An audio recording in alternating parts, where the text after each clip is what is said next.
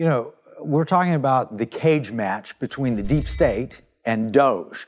And the deep state intends to win this because they're going to undermine President Trump at every turn.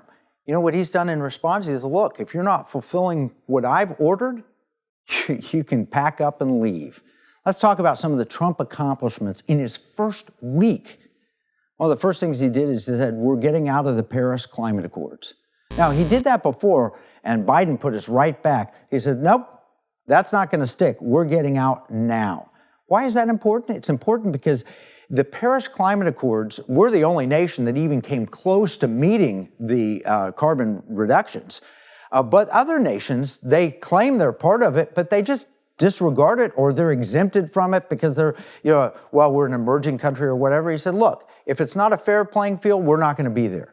That's the first thing he did. He entered membership in the World Health Organization. We've talked on this program about how important it is that we get out of the WHO because literally they had a plan to take over every aspect of your life. They were going to declare anything a health emergency and then all of a sudden you have to obey who dictates. It's bad policy. We had Reggie Littlejohn and Michelle Bachmann on talking about that. Good news, President Trump, stroke of his pen. We're getting out. And a year from now, we can be out of them completely. He said, look, we're overpaying.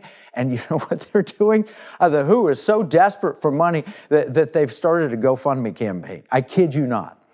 All right, the third thing he did is he stopped government DEI. Diversity, equity, and inclusion was a racist policy. It's unconstitutional. And he said, we're not going to do this anymore. And in the military, it's already having an impact. We want war fighters in the military who can defend and protect our country. We don't need to have a quota system. And a quota system is itself inherently racist. Our fourth thing he did is he did executive orders to cut regulations. He was the first president in decades to actually see a reduction of regulations during his first term. And that's when he had a team that wasn't fully on board with him. He had a lot of cabinet people and others that weren't fulfilling his directives.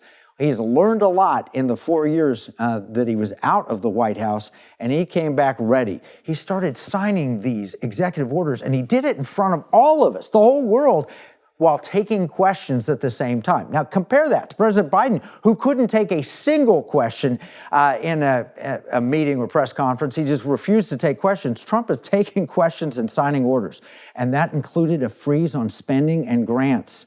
It included addressing the border to stop the illegal flow of immigration. It included better trade deals. It included promoting artificial intelligence growth. It included developing reliable energy and stop subsidizing unreliable. Open Alaska Energy, get federal employees back to the office, package out the bureaucracy, and getting out of the international tax deal. His accomplishments will promote artificial intelligence growth here in America, develop reliable energy, and stop subsidizing. All of those things. We're getting out of bad tax deals. We're getting federal employees back to the office. And if they're not willing to work, he's given them a package to retire them out. The goal is to grow the economy faster than the government. And 5% annual growth is possible with his cuts and regulations and the technology advances coupled with lower taxes and smaller government. Our average household wealth will skyrocket. Government debt will become more affordable in a few years, especially with the lower interest rates that will come with less government demand to borrow money. That means you'll have money to borrow. I'm going to quote Town Hall. They said, Doge has been documenting its progress in posts on X.